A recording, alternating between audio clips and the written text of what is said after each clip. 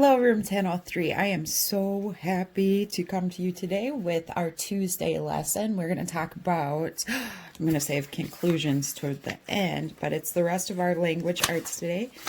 We are going to talk a little bit about inference, and then we're going to move on. At the end, we are going to do conclusions. All right, so what is inference? Inference. I wish I was here with you guys right now because I would be asking you to give me an example of inference. We talked about this a little bit in class. Actually, I think it was one of the things before the March 18th closure. An inference is a conclusion reached on the basis of evidence and reasoning. So, and a really good example of what inference would do is your brain. Your brain is working. It's working all the time. So, and it's jumping to conclusions, which means answers all the time. The easiest answer is usually, what is that? The easiest answer is usually the explanation. But inference. So if I was telling you a story about a lady, this is just off the top of my head, okay? So it might not be that great. But if I was telling you about a lady that had all of her grandkids around her, and she loved to give them kisses and love them up and tell them stories, I would want, and then I asked you, how old is this lady? And you'd say, oh, Abby, come on, she's a grandma, she's old. That would be you making an inference. So in my story, I didn't say anything about her being old, but you jumped to that conclusion by using inference. Your brain was working. Okay, so let's get into it. I understand we just talked about this a little bit before we left school, but hopefully the idea of inference gets a little bit easier as we move through.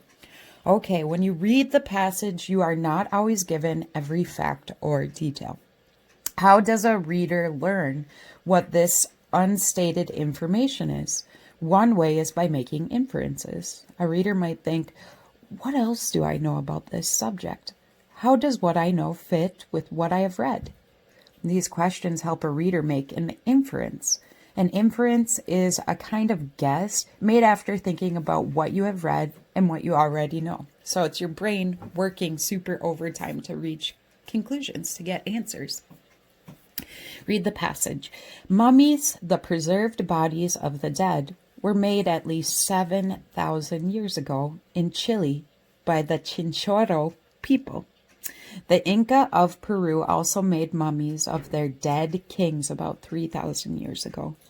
In ancient China, people tried to preserve emperors in suits made of jade. Of course, the best-known mummy makers were the early Egyptians, who spent up to 70 days preparing a body. Find the facts in the passage. Complete these sentences to write 4 facts about the passage. And remember, facts, we just got done talking about this, but facts versus opinion. Facts are things that we can prove. Like we can go back in the data and really find numbers or solid pictures of things that we can prove. So it's not up for discussion. It's not anyone's opinion. It's a fact. Okay, so we're finding facts. So the first people we are finding a fact on to complete the sentence is the Chinchorro people. So I would go up. I would find that keyword, the Chinchorro, which I see it right here. And then I'd read a little bit around it to see what the fact is going to be. So the whole sentence with the Chinchorro people is mummies, the preserved bodies of the dead, were made at least 7,000 years ago in Chile by the Chinchorro people. So I am going to write a fact that the Chinchorro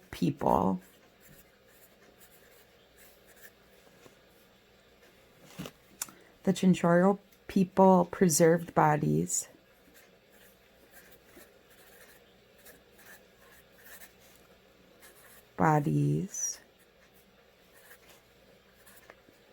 7,000 years ago. And I'm not sure how they can prove that, but they can probably do some kind of scientific testing on ruins or things that they found from these people. And they can determine that, yep, it was 7,000 years ago. All right, the Inca people, moving forward. The Inca, so I'm going to look for that keyword Inca again. The Inca of Peru also made mummies of their dead kings about 3,000 years ago. The Inca, so I'm going to write pretty much that, just shorten it up a little bit. The Inca in Peru made mummies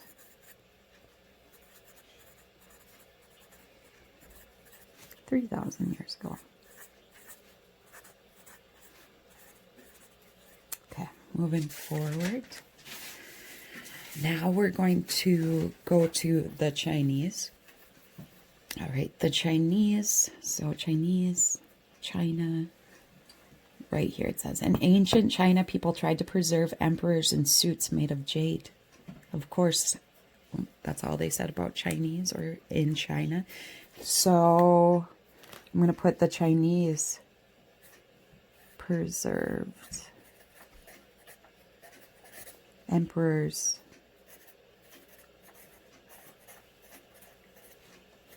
in jade. Jade is a beautiful dark green gemstone that they would cover their bodies with. I hope I can find a picture of it online. Okay, and the last one, the Egyptians. So, of course, the best known mummy makers were the early Egyptians who spent up to 70 days preparing bodies. So I'm going to put the Egyptians spent up to 70 days preserving bodies.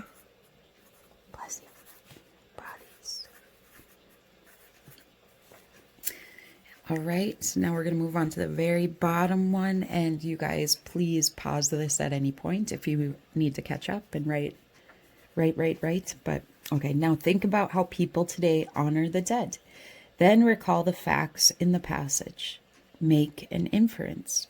How might ancient people have felt about the dead? And remember, again, making an inference. We're making a statement or jumping to a conclusion or finding a result, an answer to things things that we've read, and we're comparing the new things we've read with what we already know. Okay, so the question that we are going to make an inference with, so we've read this, we're going to use the information that we know combined with what we already kind of know about mummies, but it says make an inference. How might ancient people have felt about the dead? So I'm looking at people that the Egyptians spent 70 days meticulously caring for and making these mummies and preserved bodies. Chinese preserved emperors in jade, that really beautiful gemstone. It was something that started happening up to 7,000 years ago. My inference when I read that is that bodies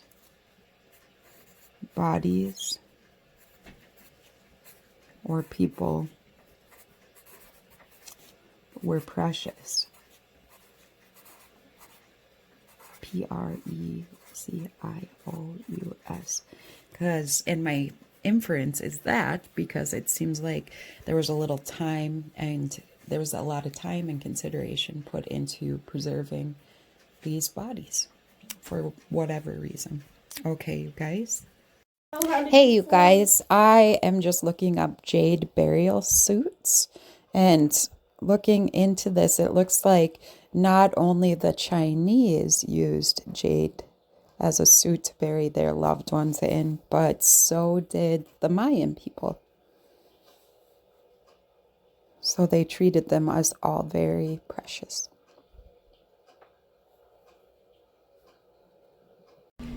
Good morning, room 1003. So I'm going to be finishing up our language arts today. We have what is a conclusion. This is the learning page. We're going to go through this all together next week. We're going to have quite a bit more stuff to to aid in our understanding of conclusions. So the first thing I need you to do is put your name at the top. Makes it way easier when I get this back via pictures to make sure that I know who the heck it belongs to. All right, what is a conclusion? When you read a passage, you often have to be a detective. You have to find ideas that the writer does not always state. How does a reader do this? One way is by looking for clues and putting them together to draw a conclusion. A reader might think, what clues, facts, and details has the writer given me? How can I use these clues to make a decision about what the writer is telling me? These questions help a reader draw a conclusion. A conclusion is a decision a reader makes after considering all the information given. Read the passage. Corn comes from the maize plant, and it grows in many parts of the world. Some kinds of corn are grown as animal feed, while other kinds are raised as food for people. In the summertime, many Americans enjoy corn on the cob. Corn is used in many other forms as well.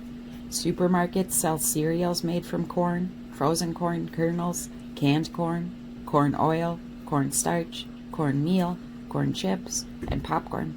Corn is also used to make foods such as tacos and muffins. And if you don't remember, when we blew fire with Mrs. Black, we were doing that with cornstarch. So that's interesting. It ignites. So answer these questions to identify clues in the passage. I notice that it's not as clear as I like it usually to be, so I'll write really big for ours down here. Where is corn grown? And it says right in the first sentence, you probably know this already, but it says corn comes from the maize plant and is grown in many parts of the world. So I'm going to put in many parts of the world. Let's double check to see if you can see that. Okay, that's kind of clear. That's good. All right, who or what eats corn? So some kinds of corn are grown as animal feed, while other kinds are raised as food for people. So who or what eats corn?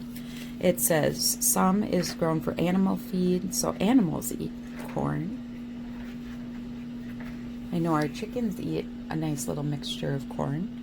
And also people eat it. Personally, my absolute favorite is cornbread with a little cream and sugar. What are some corn products? So just like I underlined this one up here, so it says supermarkets sell cereals made from corn, frozen corn kernels, canned corn, corn oil. So I'm going to just choose 3 of these and say my favorite, cornstarch. I like the chips too.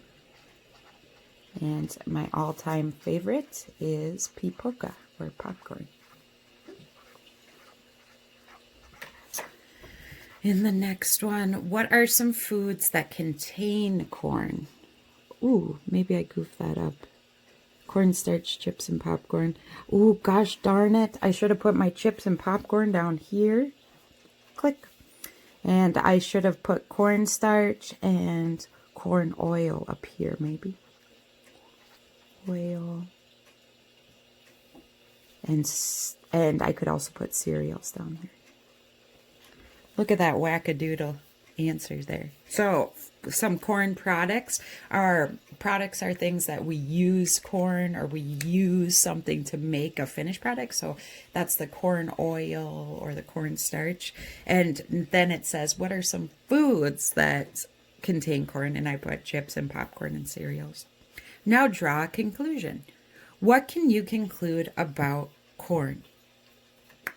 Well, I would use a little bit from almost every sentence, and I would start by saying corn feeds many things and is grown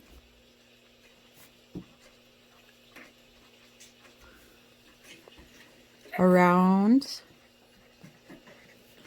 the world to make different products.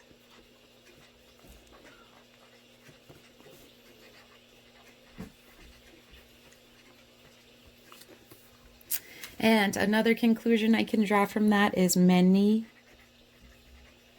people like corn.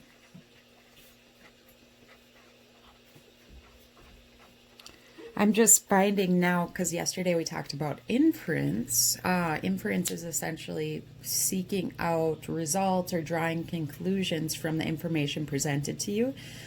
So inference and conclusions have a lot to do with each other. Alrighty, you guys, that was our last passage for the week. Next week, we are going to do a lot more things with conclusions. Have a great day. Bye.